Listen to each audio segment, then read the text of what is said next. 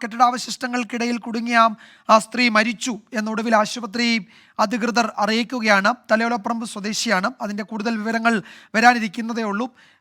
ഏതാണ്ട് 2.5-3 മണിക്കൂറോളം ആ കെട്ടിടാവശിഷ്ടങ്ങൾക്കിടയിൽ കുടുങ്ങി ഗുരുതരാവസ്ഥയിലായിരുന്നു പുറത്തെടുത്തത്. കാഷ്വാലിറ്റിയിലേക്ക് പിന്നീട് അവരെ മാറ്റുകയും ചെയ്തു. അവരുടെ മരണം ഇപ്പോൾ ആശുപത്രി തന്നെ, കോട്ടയം മെഡിക്കൽ കോളേജ് തന്നെ സ്ഥിരീകരിക്കുകയാണ്. അത്യന്തം ദാരുണമായ ഒരു സംഭവമാണ്. ചികിത്സയ്ക്കെത്തുകയോ അല്ലെങ്കിൽ ചികിത്സയിൽ കഴിയുന്ന ആൾക്കാരുടെ ഒപ്പം ഉണ്ടാവുകയോ ചെയ്ത ആളാണ് ഇപ്പോൾ മരണത്തിന് കീഴടങ്ങിയത്.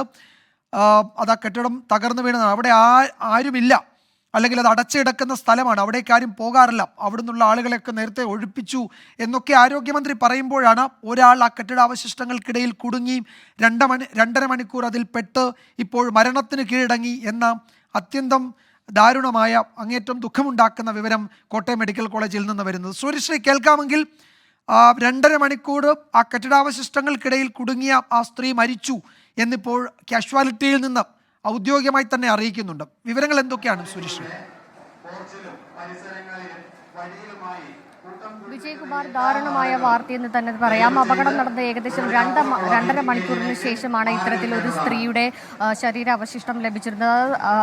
അവരുടെ അവശിഷ്ടം ലഭിച്ചിരുന്നപ്പോൾ തന്നെ ഏകദേശം ഇത്രയും മണിക്കൂറുകൾ പിന്നിട്ടിരുന്നു. സ്വദേശിയാണ് ബിന്ദു എന്നാണ് അവരുടെ പേര്. 52 വയസ്സുണ്ട് എന്നാണ് ഇപ്പോൾ ആശുപത്രി രേഖകളിൽ നിന്ന് മനസ്സിലാക്കാൻ കഴിയുന്നത്. തലയോലപ്പറമ്പ് സ്വദേശി 52 വയസ്സുള്ള ബിന്ദു അവരാണ് മരിച്ചത് എന്ന വിവരം കൂടി ഇപ്പോൾ വരുന്നുണ്ട്.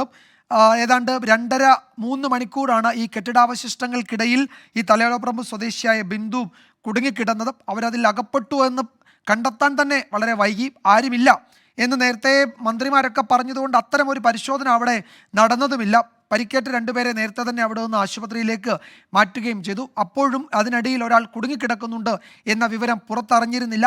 പിന്നീട് അവരോടൊപ്പം ഉണ്ടായിരുന്നവരാണ് ഒരാളെ പറ്റിയുള്ള വിവരങ്ങളില്ല, ഫോൺ വിളിച്ചിട്ട് കിട്ടുന്നില്ല എന്ന ബിന്ദുവിൻ്റെ കാര്യം പോലീസിൻ്റെയും ഫയർഫോഴ്സിൻ്റെയും ശ്രദ്ധയിൽപ്പെടുത്തിയത്. അതിനുശേഷമാണ് അവിടെ ഒരു തെരച്ചിൽ നടത്തിയത്. ഈ അപകടമുണ്ടായ ആ സമയത്ത് തന്നെ അത്തരം ഒരു തെരച്ചിലിനുള്ള സാഹചര്യവും അവിടെ ഉണ്ടായിരുന്നില്ല.